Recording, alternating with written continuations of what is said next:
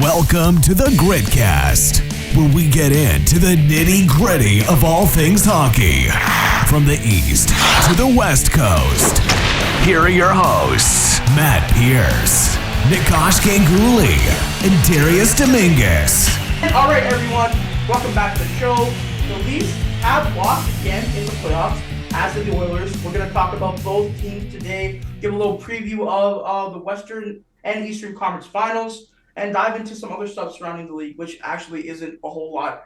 Shout out to Gary Bettman for his 30th year, the longest tenured commissioner in the NHL, and for 30 years, Gary Bettman has not done any work at all. So, he's really living the life. But guys, so the Leafs, they lost. They dropped Game 5 to Florida. I think it would have been on Friday in overtime. Nick Cousins get the overtime winner. The Leafs try and stage a comeback. William Nylander, the most consistent Leafs playoff scorer, gets it done. We're going to dive into exit interviews a little later. I got some quotes bookmarked that we can really dive into here. But Matt, what do you think, man? What are you thinking about the Leafs? I refrained from any jokes towards the Leafs, karma for the Oilers, but now that it's gone, if you can't win it, neither can I. I just got a few questions for you guys. Nick, you would ask me to sort of put together a sort of a presser, a postseason presser, if you will. So I'll just start right off the bat here. I'll let you guys answer this one. It's a very open-ended question to start off things, but what in the playoffs, not just as a build-up, but what went wrong for the Leafs? I feel like me and Darius kind of have the same answer here. I can speak here. The guys who needed to get it done didn't get it done. Simply put, you're looking at a guy like Austin Matthews. I uploaded a YouTube video on this actually a couple days ago. But a guy like Austin Matthews, 2 assists. Supposed to be. I know he didn't have a 60-goal, 50-goal season. Supposed to be inherently the best goal scorer the league has to offer, right? No goals. John Tavares, no goals. Mitch Marner, honestly didn't love his effort either. We'll get into that a little more. And William Nylander shows up a little at the end, but it's a lot of it's basically what it comes down to is the Leafs guys who they pay to be good weren't good, and as Kyle Dubas says, he lives and dies by these players, and unfortunately, they died. Darius, anything to add on?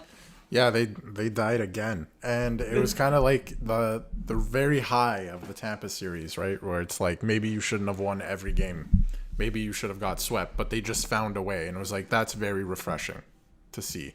And then like a week later, we're like, holy shit, these guys are the same guys we've always known them to be, and especially like Tavares and Marner in my eyes, like Matthews, to me, like the best player on Florida didn't score a single goal in that series either, And Chuck, yeah. Yeah. So to me, that kind of cancels out in playoffs. I know you got to produce at the end of the day, right?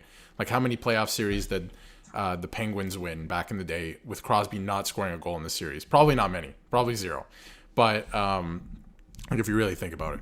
But at the end of the day, I wasn't too worried about that because he was getting involved physically in other games, right? Game 3 was the worst game for all of them by far. But time and again, Marner had nothing this playoffs. Like there was no moment where he came up and I was like, damn, he scored that goal the game they won, Game 4, to force it, to push it to Game 5. But like, come on, man. Like one goal in like 5 playoff wins and how many ever games? Yeah. Like, come on. I will say it's also like a point shot floater that barely beats the goalie because there's like 15 screens in front. It's a goal nonetheless. Like goals are goals, they count. But like, come on, man. All right, Matt. What else do you have for us here, man? With the emergence of Joseph Woll in net, would you give him the crease to start next season?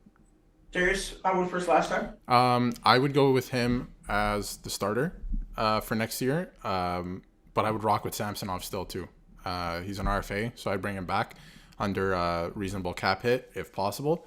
And I would rock with them too. Hopefully they both stay, healthy and kind of take on the share of the games. Like maybe not Woll as the starter, but like just groom him to be the guy. You know what I mean? Maybe not just as a tandem. Yeah, maybe not Reimer him where it's like, oh, you're Jesus now. Like you're the guy. Like go make saves. Yeah. Reimer does love Jesus. So that's a different conversation. But yep. Maybe. But I will say I don't think you run Joseph Woll as inherently a starter. He did play good. Very calm, collected, poised in net. One of the most poised goalies I've seen in the Leafs net in a long time. As much as Samsonov did have decent numbers, that guy was still a little bit sporadic. And Matt Murray, he's gone. I think he's kind of out of the equation. I was kind of laughing my ass off when I saw him in the handshake line against Florida. I thought it was a little bit funny. It's like when I saw Jonathan Quick in the Oilers handshake line. I was like, "What the hell are you even doing, man?" It was a little funny, but Matt Murray's probably that guy. You could probably make the argument that he probably shouldn't play anymore. The injuries have really caught up to him, and I do. I don't know if the Matt Murray era was a complete failure. Look, it definitely was not. Expected, but he did play. He had decent minutes for the Leafs, but he just got hurt a lot. But I do think it does make sense for you bring back Samsonov. It sounds like he wants to re-sign, and he's an RFA. You haven't kept, and then Joseph Woll makes like $800K next year and the year after, I think. So that's a no-brainer. He's locked in. You can use him now the next few years to see if he has it or not. You can kind of see. And the Leafs, there was a while where they had no goaltenders in the pipeline. It's their strongest position in terms of prospects now. Because you have Joseph Woll, Dennis Heedleby, Keith Petruzzelli. They just signed Vyacheslav Peksa to an ELC, and they have Artur Akimov, 2 KHL goalies. They're super deep in net now. It's just, sometimes these guys take a longer time to, really, really get ready because it's a big difference facing NHL shots versus AHL shots or OHL shots. They're deep, and rolling with Samsonov, I think, just makes sense. Give him like a bridge deal. So yeah, that would be my answer to that question. All right. I'll just finish it off with one final question because I know we have other stuff to talk about.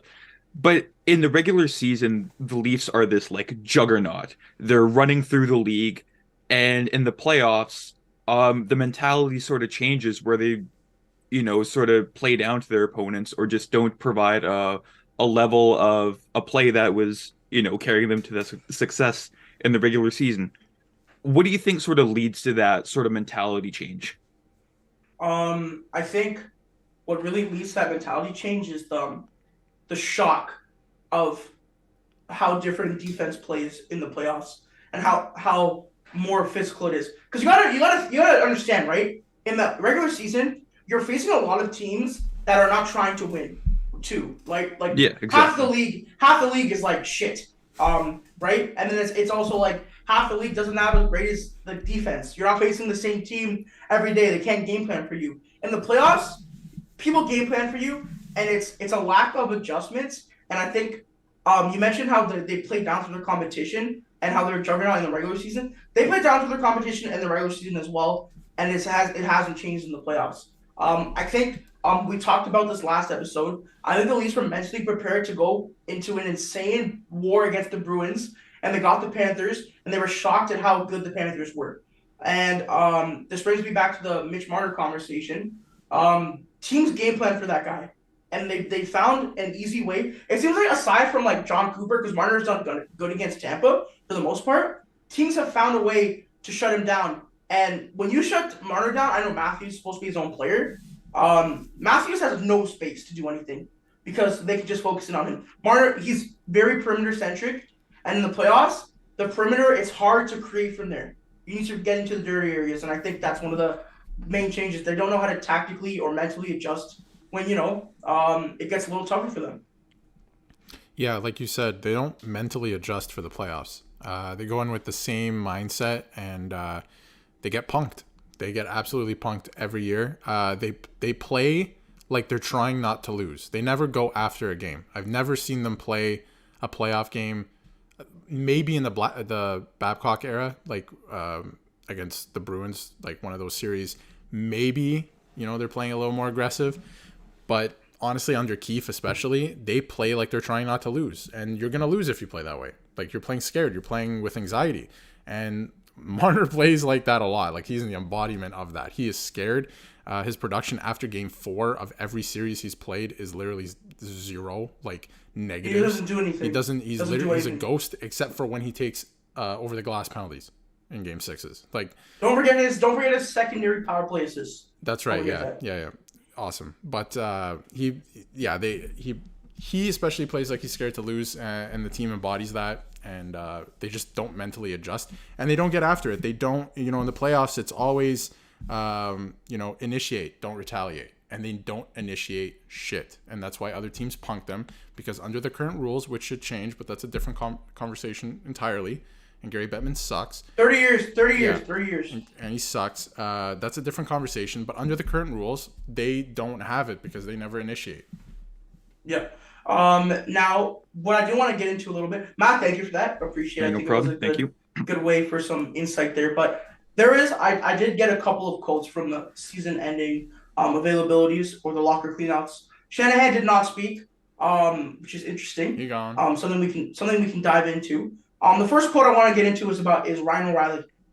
So he said he hasn't given much thought into his pending unrestricted free agency.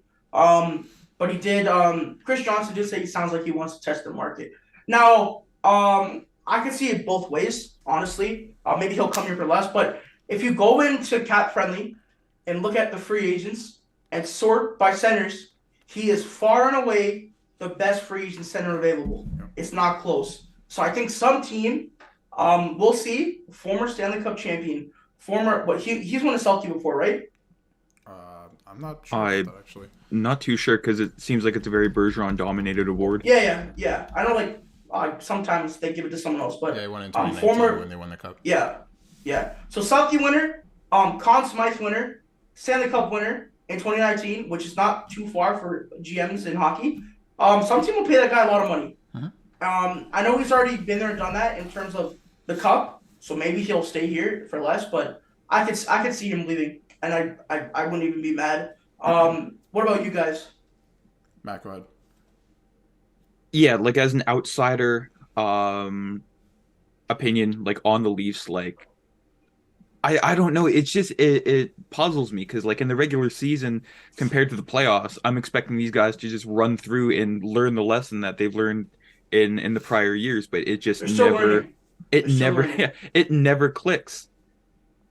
I don't really have anything more to add as an outsider. Aside from the playoffs, didn't really watch much of the Leafs this year, unless I absolutely had to. When they played the Oilers, exactly. I'm sure Darius will have some more closing statements on the Leafs before we segue to other parts around the National Hockey League. We do. There is a lot to talk about with the Leafs. It's crazy. Yeah, like a lot happened yesterday too. But with Ryan O'Reilly, he seems like a guy to me who's sniffing around, He's in that locker room, he's sniffing around, and he gets the sense that things are not going to change next year. There aren't going to be personnel changes. So I feel like he's like, if there's no personnel changes, I'm splitting because we're not going to win with this group. I think he gets the sense that this group does not have it after being through it. Like, we can all see it. We're not dumb. Like, the Leafs treat their fans overall like they're stupid people, right? Yeah. And we're not dumb. Like, we can see it. This group doesn't have it. I feel like he sniffed that out. And he's like, if something doesn't change, if we don't move out some shit and bring in something that's going to help us win, I don't want to be here. So I feel like he does want to stay here. It's home for him. And most guys who are from here want to be Leafs. So I feel like he wants to stay, but I think he kind of, smells blood in the water. Like, it's not going to happen. Yeah. And, I don't know what happened there. But one thing that was good coming out from the two things actually good coming out from the Edmonton availability.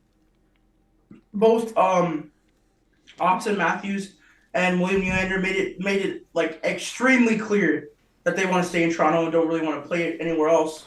Austin Matthews said, my intention is to be here, and then he also said he'd prefer to get the extension done before the season starts. And then Nylander said, I love it here. I don't want to play anywhere else.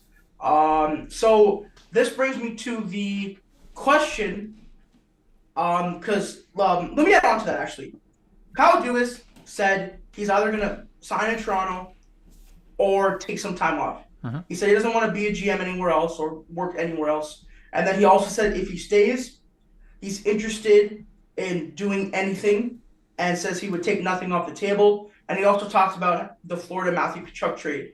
Whereas in past years, anytime Dubas has been asked about the core or anything, he always stuck by them, right? Yeah. In every post-game interview. So Matthews and Nylander have made their intentions clear that they want to stay here. John Tavares they asked about him waiving his no move clause, and without saying it, he basically said, "Why the fuck would I do that?" And then Kyle Dubas says he's willing to do anything. Darius, can you connect the puzzle pieces I kind of just laid out? Can I make my own puzzle with what he laid out? Sure.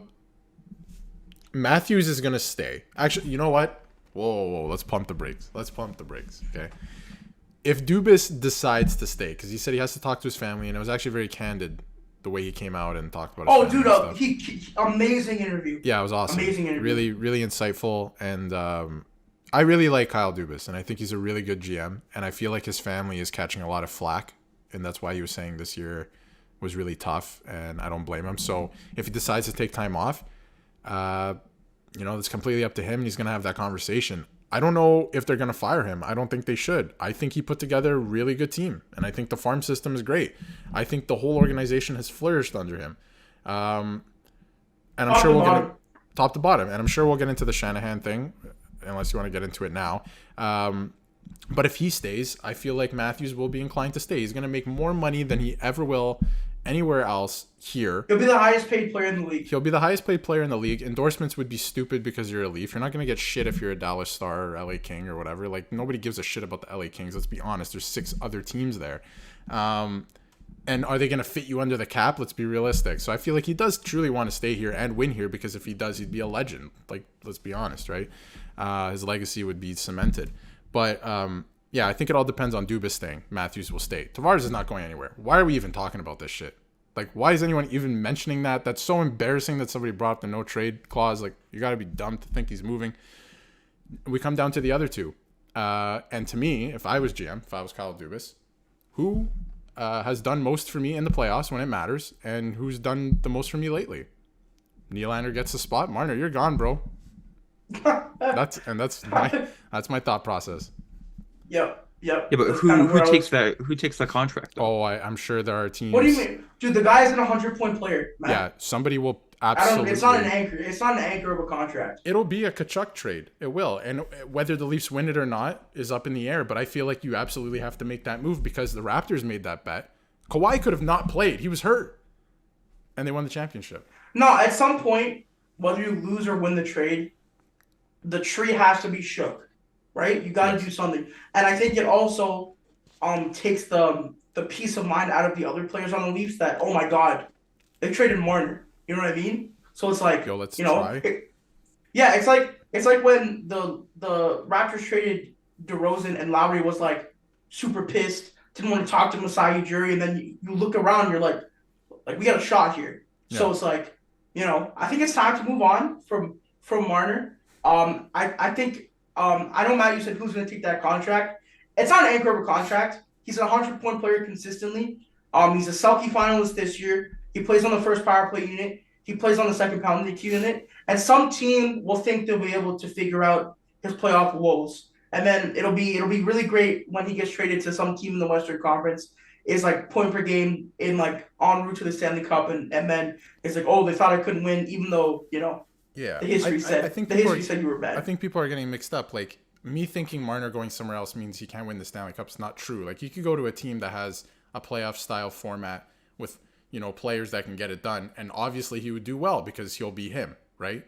And they'll pave the way for him. That's not what this team is. They need more guys that are not him. They have too many guys that are him, right? And better than him, honestly. Like, Nylander showed out. Like, yes, and they're unable to provide depth scoring, no matter what Dubas does. Like, okay, we started the season with Alex Kerfoot on the second line left wing, and the last game of the series, Alex Kerfoot was the second line left wing. So it's they need more money to pay for players that can do stuff outside of the 4 guys. They just need more money. And Marner, I feel like, is the only player in the playoffs. I mean, Tavares is there's a little bit of an asterisk there because he's getting older. That contract. You knew what was going to happen in the latter half of it, so it is what it is. But Tavares also said he'd be inclined to play more in the wing, which that would help them a lot. That would help them a lot. There's an opportunity here for them to be really, really good again next year without Marner, with somebody else, right? And people keep I asking said, me, who would you trade? I don't know. Sit down and figure it out, man. Like, and okay, players become available, bro. It happens. yes. It happens. And with somebody as, I'm not saying Marner's not talented. I'm just saying he does not have it in this city with the atmosphere, with the amount of money he's making to be a difference maker, and the way you have to play in the playoffs. He doesn't have it. If you put a guy like that available, right? He's a 100-point player. You can make things happen, right? You'll see a big trade. Like, I had no idea. Who thought Jonathan Huberdeau was going to get traded? Exactly right? what I was about to say. Who really thought he was ever going to leave Florida? And he did. And it worked out great for Florida, right? So, exactly. Like, you can make things work. Like, a guy that came to my head, I don't know if you can make it work, but even Jason Robertson from Dallas, right? Plus, because obviously that Florida trade, there was plus. Yeah, maybe. Well, I don't know about that. We'll see. Yeah. We'll but see. There are things you can do. If a guy like Marner becomes available, things will start to move. Yep. And we won't dive into Shanahan too much right now just because he hasn't spoke yet. That's maybe for the next episode because Matt hasn't talked in like 15 minutes. Matt, yes. Matt, what happened with the Oilers last 2 days ago? That would have been. They just simply ran out of gas against a very deep and very good Vegas Golden Knights team. That's all I really have to say about it. I won't get into the officiating or the rant about the Department of Player Safety too much because, well, it happened. Can we not much. Please? Can we? Do we? Listen. No, I think we. No, Before, I think we should. Okay. Relax. Before we waste our time talking about the refs and Department of Player Safety, which hasn't changed for as long as we've all been watching, you guys both longer than me. It's always been the same shit. Like Matt, I think this is a safe space for fans of teams that have lost in the playoffs. Yes. But do you want to rant about it, or would you rather us talk about other stuff? I think for the amount of time that I had to listen to you guys about the Leafs, I think I should be able to, so I won't get, I won't have a half-hour conversation, but like the Department of Player Safety thinks that instigating a fight in the final 5 minutes and trying to hack a guy's wrist off with your stick gets the same punishment, and that's where they lost me. The same punishment. And there was a stat, there was something, there was like 2 or 3, I forget what the exact number was, 2 or 3 instigating after the final 5 minutes or in the final 5 minutes of a game during the regular season. No suspensions came from that. And there's the one suspension to Darnell Nurse for game 5. I don't want to say it shifted the odds, but I mean, that's sort of like a retaliation. Just because Pietrangelo got suspended meant that Nurse got suspended. That made no sense whatsoever. And it should have been more than one game for Pietrangelo, by the way. Absolutely. I agree. Should have been 2 to 3. That was complete intent to injure. Like, what are we doing? It's also like, protect your fucking league superstars. That's Leon Draisaitl. That's Leon Draisaitl. A consistently top 5 talent in the NHL. Consider Leon Draisaitl. Consider the following, though. Who gives a shit? You tried to chop a guy's arm off. It doesn't matter who it is. It doesn't matter who the player was. Bro, No, I'm I'm trying to add some nuance to it. Like, no, I know you're not wrong. superstars. You're not wrong. Like, that's one of the NHL's best players. If he goes out, like, that makes the product less appealing. But it doesn't matter. Which is a perfect segue to the lack of production from the Oilers players when they needed it. Now, let's dive into this a little bit. If I can pull this up quickly. So it looks like Evander Kane, Zach Hyman, Ryan Nugent-Hopkins, Leon Draisaitl, and Connor McDavid were not who they were supposed to be in this series. I saw a bunch of stats. McDavid lacked production at even strength. Supposed to be the best player in the world. Ryan Nugent-Hopkins became a ghost after having a 100-point season, even though it was fraudulent. Zach Hyman was a point-per-game player, basically, disappeared. Evander Kane is supposed to be one of the most consistent talented goal scorers, disappears. Draisaitl, maybe he disappears because his hand almost got fucking chopped off. But Matt, what the fuck happened, bro? What the fuck happened? I don't want to use injuries as an excuse, but as the reports come out, I've been hearing some stuff about what the players have gone through. I won't talk about it until it's confirmed, if it is confirmed, of course. But yeah, like I said, they just simply ran out of gas against a much better Vegas team. That first round against the Los Angeles Kings kind of took a toll on them, more so than last year, and it caught up to them in the end. Like they had a very all 6 games except for I believe games 2 and 6. Like they were very close. It could have gone one way or the other. And it just simply didn't go Edmonton's way whatsoever. And it was the lack of production by that middle six, especially, that caught up to them, because not everything can be done by Connor and Leon. Yeah, and it's especially heightened when Connor and Leon aren't being Connor and Leon. And Matt, I think one of the most important questions coming out of this series was how Jay Woodcroft kept going back to Stuart Skinner, no matter what his performance was. And then for some reason, in an elimination game in the third period, when it's for all the marbles, he goes to Jack Campbell. Matt, what do you think of Woodcroft's tactical decisions during this series? I think Woodcroft's decision to go back to Stuart Skinner for Game 6 was more loyalty over like strategy, because Skinner was the guy who got them to this dance, and Woodcroft just went to him instead of using, Campbell sort of as a rejuvenating decision, if I want to put it that way. It was a mistake. Like, I'm a Woodcroft denier through and through, or defender, not denier. Sorry, that was the complete opposite word. I'm a Woodcroft defender through and through. But that mistake, I don't want to say it cost the Oilers the series, but yeah, it got them in a position that they didn't really want to be. And Skinner was done. He was very fatigued, and you could tell Vegas found his weaknesses, and they pounced on it. And the Oilers strategically can't talk to the fellas, don't know what it is. Strategically didn't get it done when they needed to, when they wanted to. For sure. I also think the Oilers were very mostly good at even strength. They dictated play, but we on this podcast we have really spoke from the fan side of things, because we're Leaf fans and Matt's an Oilers fan. But credit to Vegas's goaltending. I feel like this is fair. Aiden Hill lets in 2 goals in the first 2 shots in that Game 6, and then completely shuts the door on all the Oilers. You could also contribute that to a lack of production. And then for the Florida Panthers, Bobrovsky was just really good. So what can you really do? Matt, going into the offseason, what's something? Because obviously they're not with the Leafs. It's interesting. You can maybe move around the core, but for the Oilers, do you just kind of run it back, add some depth, some more scoring? There were a few guys that I was looking at. I had that as a wrap question. I'll get into that in the wrap question. But for key signings, the one thing I would like to see them get done is a long-term deal for Evan Bouchard. Because if you bridge him, you're going to end up in the exact same situation as he did with Darnell Nurse, and eventually give him a contract where they're both good defensemen, but I don't want them to be paid more than what they're worth. Because you want to sort of spread it. He's probably paid a little bit more than he's worth. Amazing contract. That guy makes Cale Makar, Adam Fox money, and he is very much not that. Yeah, man. My condolences to you and your fandom. It's been real, man. But we're gonna unfortunately have to talk about the team that just beat the Edmonton Oilers, the Vegas Golden Knights, as they move on to face the Dallas Stars in the Western Conference Finals. Now, Dallas does beat Seattle yesterday. Seattle's Cinderella run ends in the second round.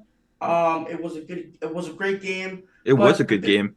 Yeah, it was close. I think Seattle proved a lot of stuff to the league, and they're a team to watch out for next year. But Dallas did not I could have, if I actually looked at their roster, I probably could have seen them going this far. But now that I'm looking at their players and their goaltending, they're a really well constructed team. Without Jason Robertson hasn't been superbly productive. As effective, no. Yeah, and Rupe Hintz has been really good. But the biggest question going into this season is, I'll open it up for you guys, is Jake Ottinger versus the Vegas Golden Knights goaltender carousel, but likely to just be Aiden Hill. Does that sway this series for you guys? I'll let Darius take the reins on this one first. Absolutely. He is 100%. Although Ottinger has this tendency to kind of, he might drop a game and it looks really bad. If you guys saw there was a couple Seattle games where he'll do that from time to time. But Dallas is really good, so they can kind of keep him in the fray. But he has a tendency to do that. But I think he's a far better goaltender than anybody Vegas has. So he's 100% going to win that battle. And then when it comes to the teams on the ice, sorry Matt, but these are two really, really well-constructed teams. They're both really deep. And Vegas is really good. I wouldn't count them out, but I think goaltending is just going to make so much of a difference that the scoring will take over and Dallas will roll over the Knights. But if Robertson gets going too, that is a stupid, scary team. And honestly, like, I think I have them coming out of the West. They're on a roll right now. I know it took them 7 against Seattle, but Seattle obviously proved to everyone that, they're not to be messed with, and they're, scoring by committee. But yeah, I like Dallas. They're well constructed, and former Steelhead Thomas Harley back there looks good. Hey, and then there's Vegas also was a former Steelhead. Nick Hague, dude. The Leafs could use a guy like that, bro. Nick Hague is awesome. Sorry, Matt, that he got in that fight with Nurse, but. And Nurse went after him. It's fine. Hey, Nick Hague is fucking massive, bro. Awesome. I can't Darnell Nurse so went sick. after him. Yeah. You went at anyways, Matt. What are your thoughts on the series? Jake Ottinger, he's such a wild card, and I love it because he's pulled twice in that Seattle series, but in the playoffs this year, he's also 4-0 coming off a loss. So like every loss to him is like water under the bridge. He will shake it off. Like it's the Ted Lasso quote, Darius. He's a goldfish. Like he's got a memory of that last 5 seconds. Like he can go into the next game completely fresh, dominate, take over. Almost had a shutout last night, but I believe Bjorkstrand broke it like 17 seconds. Yeah, 17 to go. Yeah, it was very late in the game. Yeah. Very late. But yeah, I got to give Dallas the edge over Vegas here. Not just based off goaltending, but like you said, like I think they're a little bit more deep over Vegas, and then they've got the Pavelski factor. Yeah. Oh my God, yeah. Didn't even talk about him. He came back from injury. He's just been lighting everyone up. That guy is like so ageless. It's insane because his game really, really, complements, not being super fast or, young. He just, he's super skilled in front of the net there. But for me, this is going to be fun. I think Dallas is making a name for themselves. Like Darius said this in the last episode. They're not that just like boring, stay at home, steady team. They have guys that do fun. Wyatt Johnston just turned 20, and that backhand goal was insane. Mm-hmm. He's fun. I think that guy's going to be insane for years to come. Rupe Hintz has been amazing. Joe Pavelski is really good. Jason Robertson still needs to get going. And the back end, they have Miro Heiskanen, who's also really good, and then backstop by Jake Ottinger. And I think one of the deepest teams in the league is meeting one of the other deepest teams in the league. Both teams play good systems; they're locked in. But I think the main edge really goes to Dallas and goaltending. Like you can make arguments for the forwards for Dallas for Vegas, the defense for Dallas for Vegas, but it's hard to make an argument for Adin Hill versus Jake Ottinger, right? So but even just to interrupt, sorry, but like you can make those arguments, offense, defense, they're really close, these two teams, like in terms of depth. Like they both have really, really good players, and I wouldn't even really give one the edge over the other in either category, but playoffs does come down to goaltending sometimes, and it's obvious Dallas has the better goalie. And not to discredit Adin Hill, who came in for Vegas and played really good, but Jake Ottinger, in times like these, you kind of go back on like the history and the priors. And Jake Ottinger has proven he's been good in many series before that. But guys, official predictions time for this series. I think it's going to be close. But if I'm being honest, I think Jack Eichel continues his amazing playoff run. People were worried about him because he didn't score a goal in his first game or something. I don't remember. They're like, oh, Jack Eichel first class. He's been electric. Mark Stone, coming off a back injury, has looked really good too. And I think Vegas finds a way. Like Adin Hill continues his run here, and it's not going to be a short series. I'd be surprised if it was. I think the Vegas Golden Knights will take this series in 7 games. Fellas, Vegas Golden Knights going to the Stanley Cup Final for the second time in their franchise history. They won the series in 7 games. What about you guys? I'm going to take.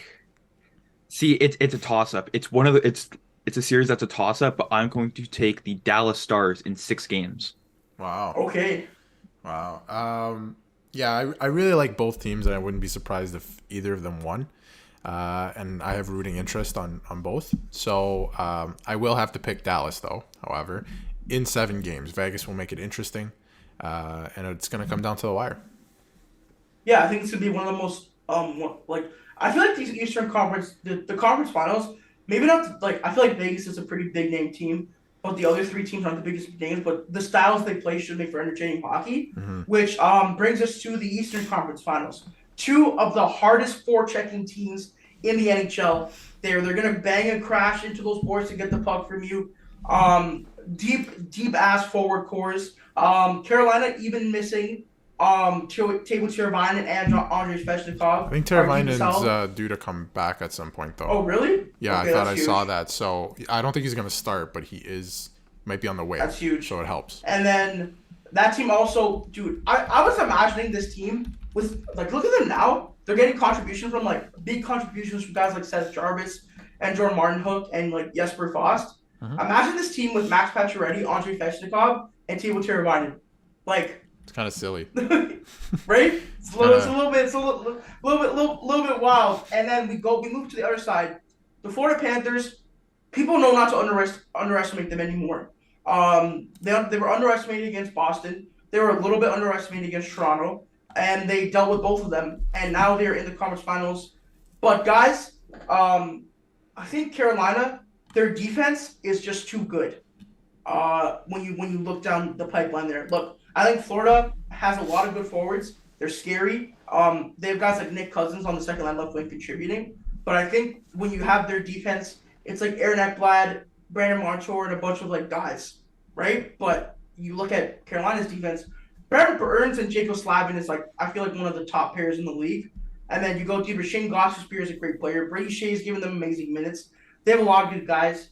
But I think it'll be a great series. What do you guys think going into the Eastern Conference Finals here?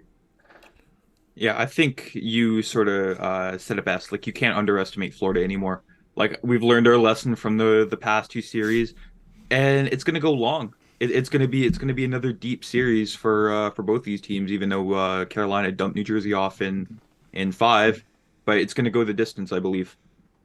Matt, what was your prediction for that Devils series again?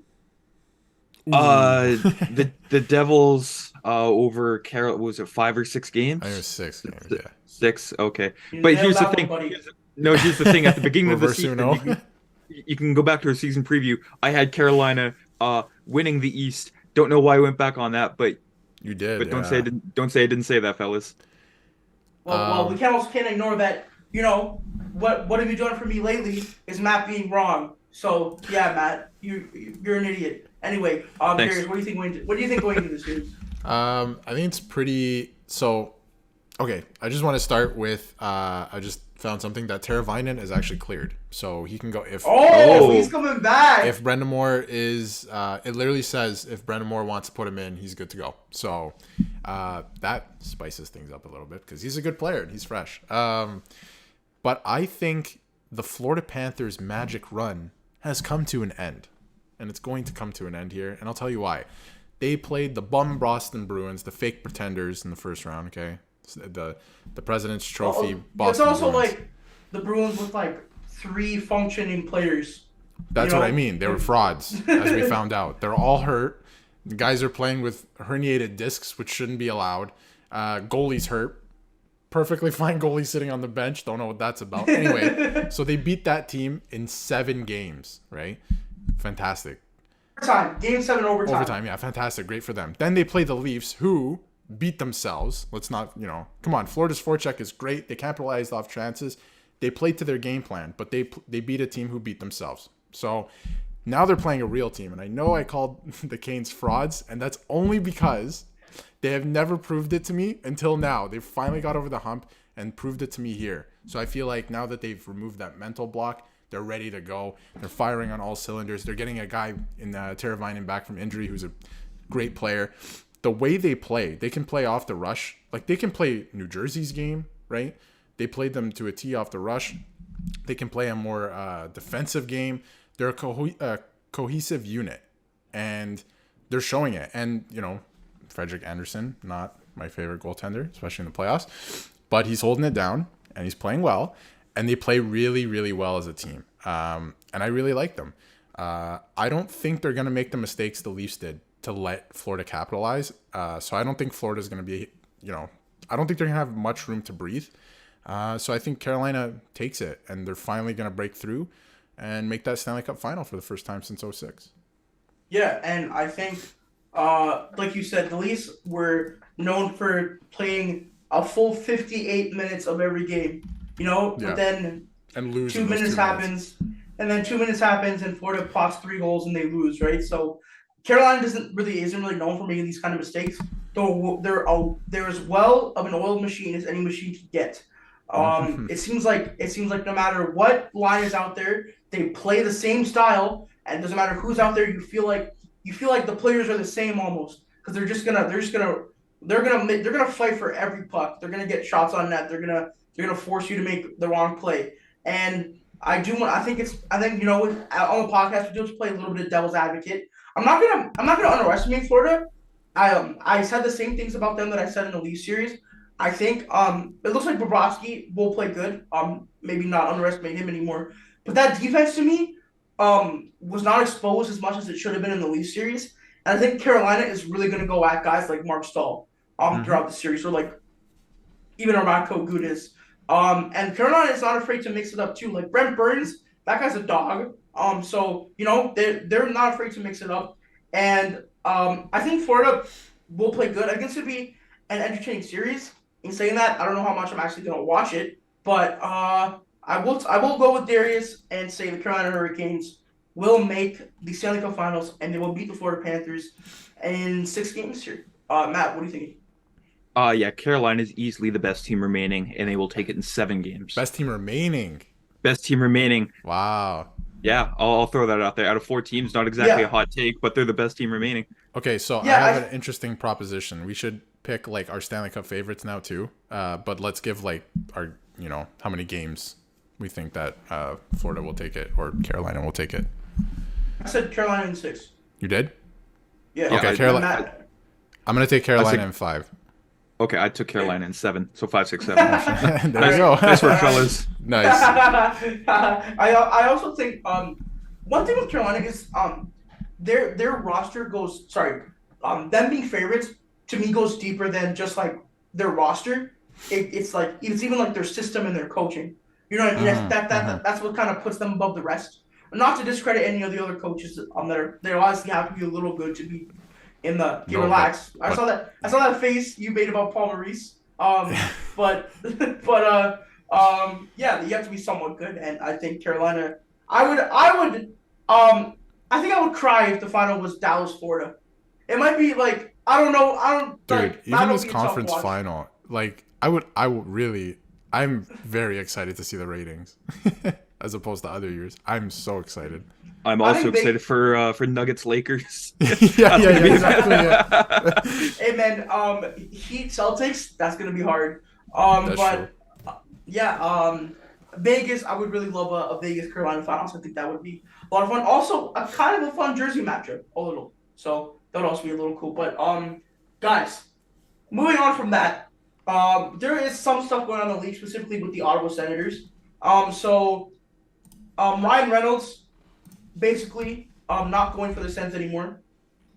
But Snoop Dogg and the Weeknd are interested in buying the Senators, everyone. What a surprise. Snoop Dogg kind of does everything. And I think getting the Senators into the minority community, led by, the Weeknd's the biggest artist in the world. Snoop Dogg is, he's everywhere, doing everything. And Snoop Dogg has said he wants to make it so, like, people that look like him can see themselves in hockey, which I think is huge for the sport. I've been talking about that, too, as, like, a brown guy who watches, but it'd be cool. And Ryan Reynolds is not going to get it, whether that's good or bad. I think the Senators need to be backed by, like, someone who has some kind of pull in the pop culture industry. And Snoop Dogg and the Weeknd could be as good as anybody. But guys, who would you want to have for the Senators owner? The biggest artist in the world currently, or one of the biggest pop culture icons ever with Snoop Dogg? So the Weeknd or Snoop Dogg, who would you guys rather have? I mean, for the meme, I mean, Snoop would be fantastic. Simply based off the meme. I think Snoop would be good too. I don't know. They're both really good. Let's go with Bad Bunny. No, I'm joking. The actual biggest, the most streamed artist in the world. No, I think having Snoop Dogg, it's a no-brainer. Having Snoop Dogg as the owner and kind of that face of the franchise, which is hilarious because it should be the players, would be great. And what he wants to do with the programs he wants to introduce and all this stuff in the United States, it would be brilliant to have him come in and be the owner of the Senators. Yeah, all the projects that Snoop has done, like you don't see him half-ass anything. Like he gives a full effort every single time, and he wouldn't do that with the Sens whatsoever. Like he'd be involved, and he would make the slogan "Hockey's for everyone" true, at least for the Senators, anyways. Yes. No, but I think it'll translate. 100%. I think he could get involved with the NHL from there. He can make hockey more of a like a household thing, like in the States, because it really isn't. Right? It's not. It's not even on the. Not even the top five, man. Yeah, it's arguably like the fifth most watched sport. Yeah, like in some states, the XFL might be bigger than the NHL. Let's not kid ourselves here. Let's not diss the XFL here. Come on. Yeah, come on. That was fun football. Give the Rock some credit. Give the Rock some credit, or whoever owns it now. I have no idea. I think it's still the Rock. Yeah. Yeah, it's still the Rock. Yeah. But yeah. That being said, I think it's awesome, and also Ryan Reynolds is busy with Wrexham, getting that team into the Premier League. So I don't know if you would have. They still got a ways to go, Darius. No, I know. But I think that's the goal, and that's kind of what they're looking towards. So I feel like he's busy with that. Like if he keeps flying there and he has that as a project, how much time is he going to put into the Senators? Where Snoop has laid out this whole thing where he's like, yeah, we're going to make hockey for everyone. Yeah, and I do think I'm just gonna speak to like the Weeknd as well. I think Snoop Dogg will also be good, but like the Weeknd has roots in like very deep roots. I think with Snoop you get a lot of like the pop culture being an icon. The Weeknd is a pop culture icon, but Snoop Dogg is more historical. But the Weeknd is Canadian, which I think does play a little bit of a factor, just because he has roots in Ontario, a lot of roots in Toronto, and I think like a Canadian Black pop culture musician, one of the biggest musicians in the world, owning a hockey team would do wonders for, like, you could have like collaborations with like, the Senators and like the Weeknd's brand like EXO, which would be huge. It's like how Drake does collaborations with like like the Raptors, for example. It's huge. It's huge for stuff like that. And I think both candidates are a good option. I really hope the Sens don't fuck this up, or the NHL doesn't fuck this up. This is a big opportunity for them to actually do something right. And I think Snoop or the Weeknd owning the Sens would kind of put a little soft spot for them for me, because I'm a big fan of both people. And as someone who is a minority who watches the sport, and you don't see any minority owners, like in terms of like ethnicity and race, owning being involved in ownership of hockey teams, it would just be awesome. So with that being said, yeah, I hope Snoop Dogg or the Weeknd get it. I don't really care for who. It seems like Snoop Dogg really sees it as like an opportunity to grow with the game and his brand into communities that don't see hockey as like, or recognize hockey as a good sport, which is hard also because hockey doesn't really make itself recognizable with all the crazy shit that happens, as Matt said, with like Department of Player Safety and the referees. It's almost impossible to watch. But racism. Yeah, and homophobia. And all the other stupid stuff that happens. Yeah, I hope one of them own it. But getting into some more front office stuff, the Pittsburgh Penguins casted an extremely wide net in terms of who they're interviewing for their GM job. Mark Bergevin, Eric Tulsky, Jason Karmanos, and Peter Chiarelli are confirmed. You know who else I saw on Twitter? Who? Ray Whitney. Like, what are we doing here? It's a new face. It's not the same carousel like you saw with Chiarelli. No. Why is Chiarelli still getting interviewed? Why is Chiarelli still getting calls to do that? The guy messed up the Oilers for years. And he's with the Blues for some reason. Also, one of the most like advanced minds in the NHL, basically make the Hurricanes what they are. And Peter Chiarelli, how the fuck do you? I really don't understand, but I think. I love funny stuff, and I think Peter Chiarelli, or every time Peter Chiarelli is named in an interview, I just hope the team hires him, because it's just so funny. It's so funny. And Mark Bergevin, that guy killed the Canadians, so I don't know what they're doing there. That's kind of would you guys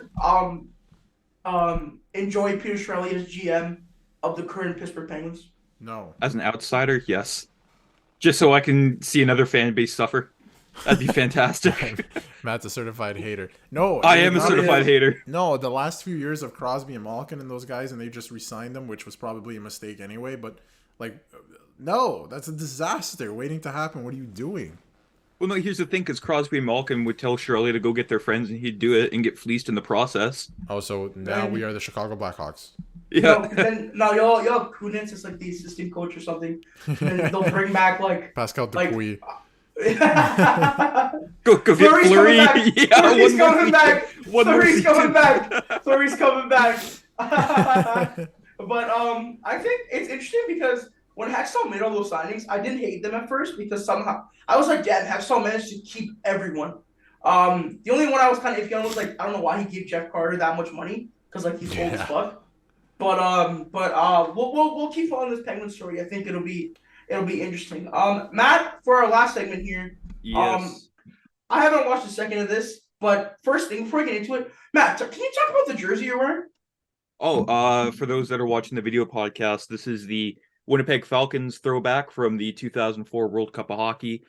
It was a tribute, I suppose, to the 1920 Winnipeg Falcons, who won the first ever gold medal in ice hockey at the Summer Olympics. Yes, they played hockey at the Summer Olympics in 1920. So it's pretty much, just a tribute to that team. And I've got it customized with Ryan Smith, Captain Canada, on this one.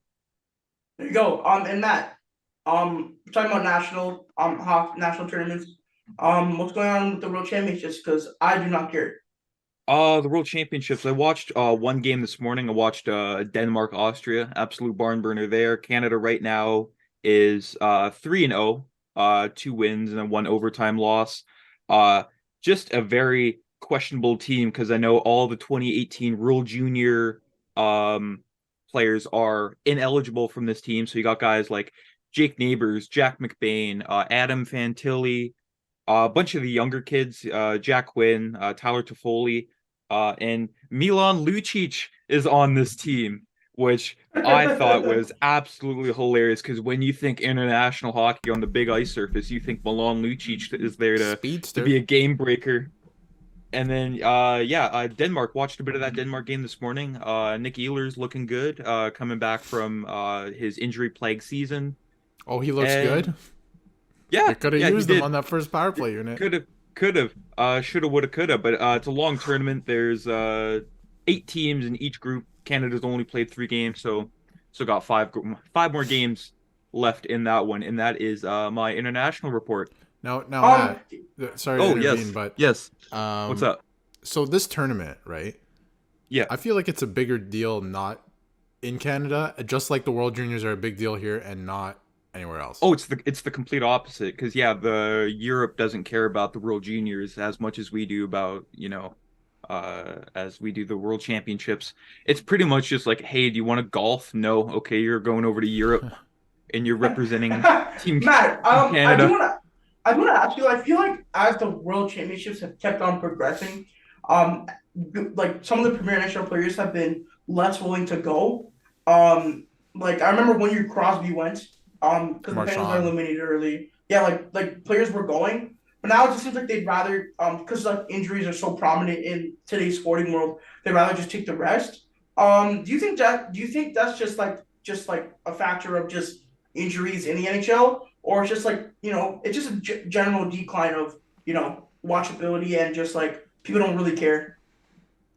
I think as players go on like the deep playoff runs and they're eliminated, they realize they don't really have that much time to recoup for the upcoming offseason. And I think they just take that extra time because I'm looking at the roster here from the 2015 tournament, if I can get to Canada. And you have names like Taylor Hall, Aaron Ekblad, Sean Couturier, Jordan Eberle, McKinnon, Giroux, and you have like the names from this year. It's kind of dropped off in quality. Like unless you're like a lower country, not a lower country, like not a hockey powerhouse, because this year in the top division, you have teams like Austria, Hungary, Slovenia, Norway. Those countries really taken the opportunity to represent their country on the higher stage, whereas Canada and the United States They're just there to get some more games under their belt international wise. Dude, USA's roster is terrible. Like, it's worse than Canada's, arguably. Like, I saw some of their players, like, TJ Tynan is, like, their second-line center. I don't even know who that is. Yeah. I don't even know if that's his name. Michael Asimont, Flames prospect Matt Coronado, who Daryl Sutter hated for some reason. Yeah, no, that's a whole bunch of Lane Hudson. He did hate everyone. Yeah, just looking at here, like Rocco Grimaldi, Nick Perbix.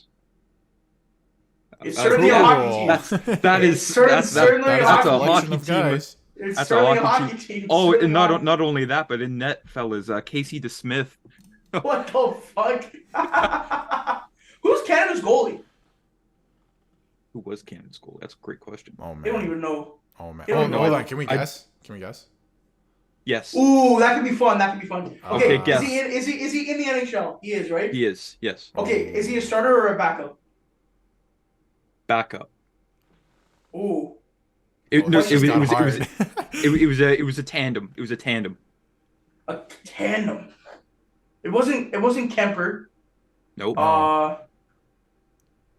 Ooh. Okay, he's in the East. Tandem goalie in the East. Nope. Tandem okay, was this? Yeah, I know we're asking a lot of questions. I think I know who it is. Is Swayman a Canadian? No. He's American. Oops. Okay, Matt. One last question because I don't want to waste time here. Yeah. Was his team in the playoffs? No. It's Jake Allen. Is it Jake Allen or Sam? Is it Sam Montembeault? It's Montembeault. There we go. Okay, Sam Montembeault. Okay. And then their other goalie is Devin Levi. Oh, okay. Understandable. Okay. Yeah, it's good. Okay. Good prospect. Cool. I was just going off last game starter against that's cool. Slovakia. That's cool. For Devin Levi, that's pretty cool. Yeah. Ooh, that's good. Canada might actually have a decent goalie with Devin Levi because it's been a lot of random guys for a long time. That's right. So, we'll see about that. But guys, before we get into the wrap question here, thank you everyone so much for listening. Shout out to Darius once again for the new intro and the new layout. Was fun to work on that. Shout out to Matt for paying for the premium Zoom account. And I can't even say shout out to me for making the document today because Matt took the reins on that. So, a lot of heavy lifting for Mr. I got to do something around here. Yeah. But a free agent. So the wrap question is, I haven't even thought about this really because the free agent crop this year is kind of ass. One potential free agent you'd like to see on your team next season. Matt, you said you put a lot onto this. I will let you go first. Okay, he had a bit of a injury-riddled season. Only played 4 games this year, but I feel like he'd be a nice bounce back on the right side. Don't say Max Pacioretty. No, I'm actually going to say a former junior teammate from the Erie Otters of Connor McDavid, Mr. Connor Brown. I'd love to see Connor Brown on McDavid's wing. Ooh. Okay. Oh, is that kind of light? When you said a former injured player who only played 4 games, definitely thought you were going to say Pacioretty. Yeah, for real, yeah. No, sir, we wouldn't be able to afford him. That guy might not make that much money, bro. 2 torn Achilles in 1 season? Yeah, but when he's been able to go, fellas. He's a prolific goal scorer. That is true. I know, but if it happens a third time, you're done. Like, yeah, okay, but you can't bet on someone tearing their fucking Achilles. No, that can't be your only signing. Like, but hold on, I'm honestly pulling this up on Capfriendly as we speak. I have 2, if I can go. I have 2. Because one is not as realistic, and one is probably more realistic. So I'll start with the first one. Unrealistic, just because I think he's going to get a lot of money from a team that I don't think the Leafs can pay him. But I would like to see Alex Killorn as a Maple Leaf. That would be really nice. That guy's going to get like a 5x5 somewhere. Yeah, though. it's going to be kind of gross, and he's going to be like 30 freaking 9 by the time it's done. That's such an Yzerman contract to give out to. Yeah. I'm willing to bet he goes to Detroit. I can see him also going to like. I can see like the Rangers too. Honestly. Yep. Like that's true. after the Barclay Goodrow signing, like shit, just give us another one. Yeah. Fuck. But my more realistic one would be Max Domi. You are a Toronto Maple Leaf next year, buddy. Is it about time for that? Oh, it's happening this summer. Make it happen. Whoever, if it's Dubas or somebody else, that's happen. Do that. Max Domi, he's a good Canadian boy. He's no Bobby Orr though. He's no Bobby Orr, but he's a good Canadian kid. He's gonna win Stanley Cup. we had a player named John Havla Khan or whatever, and he played just like Max Domi did. You gotta bring him in, but my pick. It's a good replacement for Simon, number 24 in the Leafs. Simon, it's a good replacement for him. Get him in there. Bunting, 58, guys a pansy. Don't bring him back. Don't bring him back, as Don Trey would say. Okay, I have two. One guy, we all know the Leafs are always about finding guys who are going to be paid less than their worth and then outperform those contracts. One guy that I feel like you bring in, and if he sucks, he stinks. Jonathan Drouin. I know. Relax. The Leafs love the reclamation project. Jonathan Drouin was known as a skill guy for many years, and it has not worked out in Montreal for a plethora of reasons. Not to say it's gonna work out here. There's still a lot of eyes on him.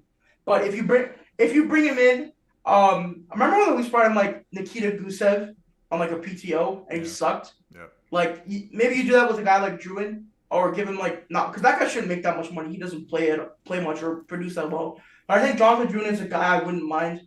And a big one, I know there is questions about his his political stances. Tyler Bertuzzi would be very good on the Toronto Maple Leafs.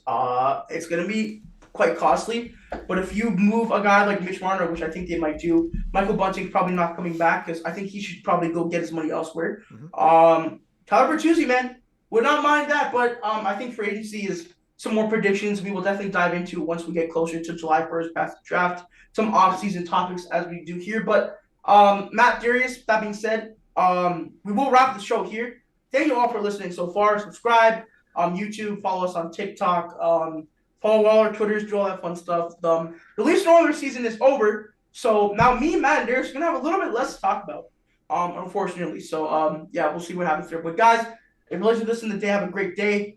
Listen tonight, have a great night. And as I always say, fellas, while you're driving, always drive safe, and we'll see you guys next week in the next show. Peace out, everyone.